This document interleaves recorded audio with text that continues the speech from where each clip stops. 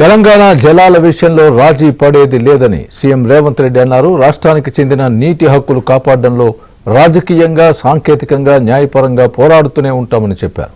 జగన్ సీఎంగా ఉన్నన్ని రోజులు ఏపీ ప్రాజెక్టుల గురించి మాట్లాడని కేసీఆర్, హరీష్ రావు ఇప్పుడు సెంటిమెంట్తో రెచ్చగొడుతున్నారని మండిపడ్డారు. బీఆర్ఎస్ ను కాపాడేందుకు బీజేపీ నేతలు ప్రయత్నిస్తున్నారని విమర్శించారు. 911 టీఎంసీలలో 512 టీఎంసీలు ఆంధ్రప్రదేశ్ వాడుకోవచ్చు, 299 టీఎంసీలు మేము తెలంగాణ వాడుకుంటాం, మాకు సరిపోతుందని చెప్పి మొట్టమొదటిసారి కృష్ణానది పరివాహక ప్రాంతంలో ఉన్న తెలంగాణ రైతాంగం పాలిట ఒక మరణ శాసనాన్ని ఆనాటి ప్రభుత్వం మొట్టమొదట సంతకం పెట్టి వచ్చి ఒప్పందాలు చేసుకొని వచ్చి చంద్రశేఖరరావు గారు, హరీష్ రావు గారు 2015లో సంతకం పెట్టిందే కాకుండా 2020లో కూడా మళ్ళీ ఇన్ని వివాదాలు జరిగినా మళ్ళీ రీకన్ఫర్మేషన్ చేశారు మీటింగ్కి వెళ్ళి.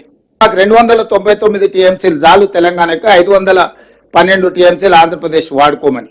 కృష్ణానదిలో మన వాటాలు, మన ప్రాజెక్టుల యొక్క నీటి కేటాయింపులకు వారు ఎప్పుడూ వాదించలేదు. దాంతోనే ఆ సమస్య అట్లనే ఉండిపోయింది.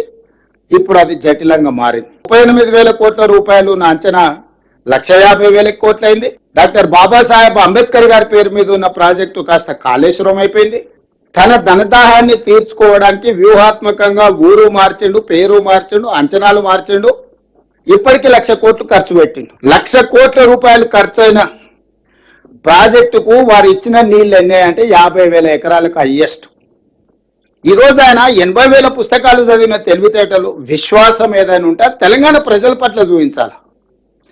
వారు చంద్రబాబు నాయుడు ఇక్కడికి వచ్చినా గోదావరి జలాలే తీసుకుపోతామన్నారు. జగన్మోహన్ రెడ్డి ఇక్కడికి వచ్చినా గోదావరి జలాలే తీసుకుపోతామన్నారు. చంద్రశేఖరరావు గారు నగరి రోజా గారింటికి వెళ్ళినా కూడా గోదావరి జలాలని మీకు ఇచ్చి రాయలసీమను రతనాల సీమ చేస్తా అన్నాడు. అంటే మా ఇంటికి వస్తే ఏం చేస్తావు, మీ ఇంటికి వస్తే ఏం పెడతావు అనే విధానము. తెలంగాణ రాష్ట్రాన్ని కాపాడుకోవాలనే తాపత్రయం ఉన్నది కాంగ్రెస్ పార్టీకి. ఆ కాంగ్రెస్ పార్టీ ఈరోజు తెలంగాణ రాష్ట్రంలో ప్రభుత్వం ఉంది. నేను సాంకేతికంగా అంశాలను ప్రభుత్వాల ముందు, రాజకీయపరమైన విధానంతో ప్రజల ముందుకు, న్యాయపరమైన విధానాలతోని ఎక్కడ కొట్లాడాలనో అక్కడ కొట్లాడతాము. కిందున్న ప్రాంతం పైన రాష్ట్రం యొక్క నికర జలాల ప్రాజెక్టులకు కూడా ఎందుకు అభ్యంతరాలు పెడుతున్నారు? ఆ 90 టీఎంసీల నీళ్ళలో 45 టీఎంసీలు మాకు కృష్ణా బేసిన్లో అదనంగా రావాలి. కల్వకుర్తి లిఫ్ట్ ఇరిగేషన్ కు నీటి కేటాయింపులకు మీరు కేంద్ర ప్రభుత్వానికి నిరభ్యంతర పత్రం ఇస్తే మాకు కేటాయింపులు వస్తే మేము ఆ ప్రాజెక్టులకు లోన్లు తెచ్చుకుంటాం, నిధులు తెచ్చుకుంటాం, మేము ప్రాజెక్టులు కట్టుకుంటాం. దాంతో మా పని సులువైతుంది. టీఆర్ఎస్ పార్టీ కోసం ఈ రోజు తాపత్రయపడుతున్నారు. ఇది నదుల పునరుజ్జీవనం కోసం చేస్తున్న ప్రయత్నం కాదు. ఆ పార్టీని పునరుజ్జీవింపజేసుకోవడానికి నీళ్ల సెంటిమెంట్ ను వాడుకోవాలి. ఈ నీళ్ల సెంటిమెంటే తిరిగి మళ్ళీ పార్టీని బతికిస్తుంది. దానికి భూతంగా ఆ పక్క రాష్ట్రంలోనే ముఖ్యమంత్రిని, ఈ రాష్ట్రంలో ఉన్న ప్రభుత్వాన్ని ఒక భూతంగా చిత్రీకరించాలని కుట్రలు ఈ రోజు క్షుద్ర పూజలు చేసినట్టుగా ఆయన ఫామ్ హౌస్ లో కూర్చొని ఒక ఆలోచన చేస్తున్నాడు. ఈ క్షుద్ర పూజలు చేసే ఫామ్ హౌస్ నాయకుడికి ఈ రోజు ఇదొక్కటే జీవనాధారం అని ఆలోచన చేసి మనల్ని బదనాం చేయాలనుకుంటుండు. పెద్దన్న పాత్ర పోషించాల్సిన కేంద్ర ప్రభుత్వము ఒక లిటిగేషన్ క్రియేట్ చేస్తుంది. పరిష్కరిస్తే మా దగ్గర ఎందుకు వస్తారు?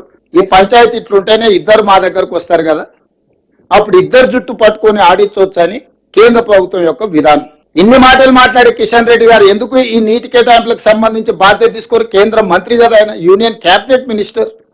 సిఆర్ పాటిల్ గారికి ఎంత హోదా ఉందో కిషన్ రెడ్డి గారికి కూడా అంతే హోదా ఉంది. మేము పర్సనల్ గా కలిసి చెప్పినాము, అధికారులను పంపించి చెప్పినాం కిషన్ రెడ్డి గారికి, ఈ నీటి కేటాయింపులకు సంబంధించి మీరు మాట్లాడండి, మీరు బాధ్యత తీసుకోండి.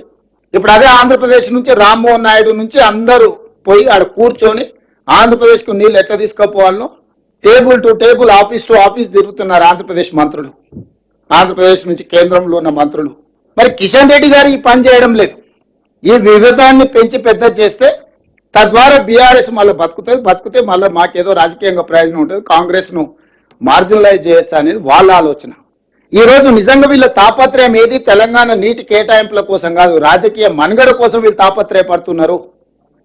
ఈ వేదికలో, ఈ రూమ్ లో ఉన్న ప్రజాప్రతినిధులందరికీ నా సూచన ఒకటే, ఇది వ్యూహాత్మకమైన రాజకీయ ఎత్తుగడ. అంతరించిపోతున్న బీఆర్ఎస్ ను పునరుజ్జీవింపజేసుకోవడానికి చేస్తున్న ఒక ప్రయత్నము.